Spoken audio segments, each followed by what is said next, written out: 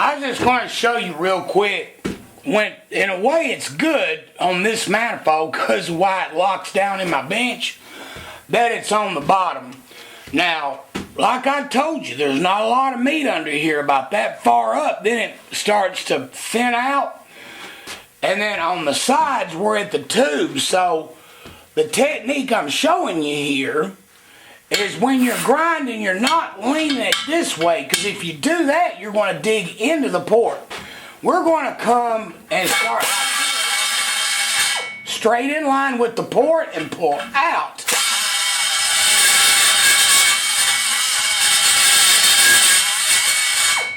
Trying not to dig too much. I mean, I have to move a little bit. It's just right here where that push rod tube is, man. I got to really watch it, okay? So anyway, make sure you get your dip. That makes it cut a lot easier, keeping them blades clean. Alright. Keeps it from bouncing around as much.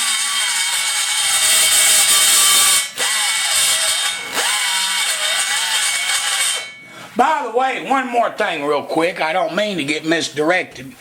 What I'm using to dip, I've tried many things over 24 years. This is the best stuff I've ever seen. I used to be a big fan of beeswax. I've tried additives like Duralube. I've tried everything to keep that slick. The best stuff, this is welding spatter like you use on a MIG welder. You can buy it for $5 or $6 at your welding supply. This welding spatter is the best stuff I've ever seen that goes in there and keeps the blades clean. So that's what I use. Now we'll go to this side.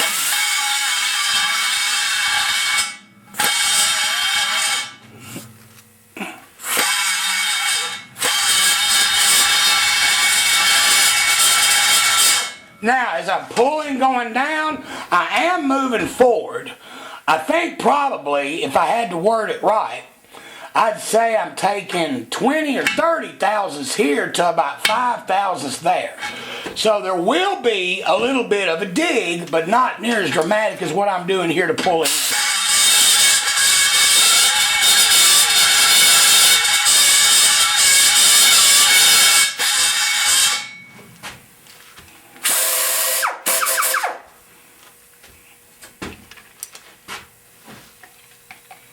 One more little shot.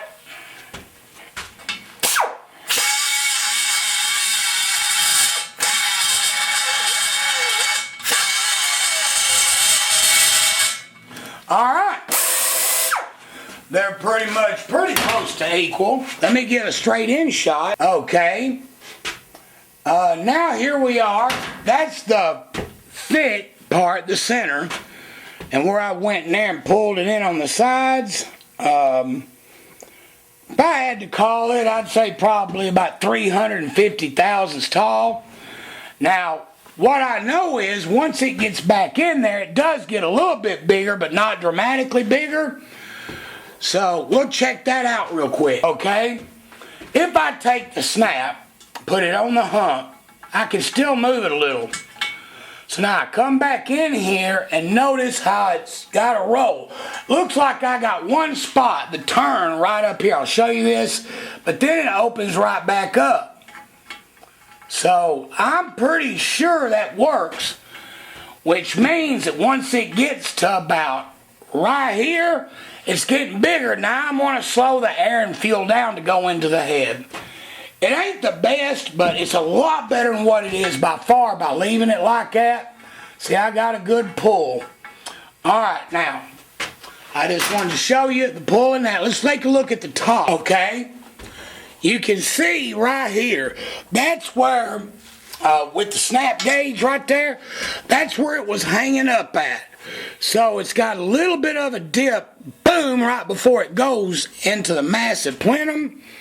So that'd be the area that I would work if I was going to try to make the shape true and put the tubes in it and not worry about the bottom with the epoxy. That is the area I'd work, and I know I can get it cross-sectionally consistent to the new shape, the big old runner. It's pretty big back up in there, actually. Alright, anyway, I'm going to go ahead and finish sawing it, get back to you in a minute. Get you a little close up.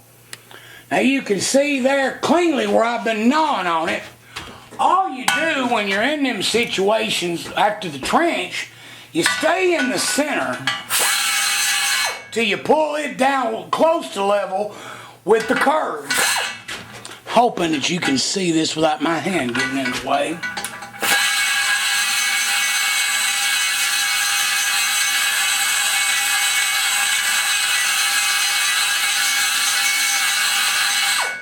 Now remember what I showed you earlier about I didn't dig deep in here on the sides? Well, with this big Hogmaster here, you can see that you're going to chew your meat here, because if I start getting up in here I could bust.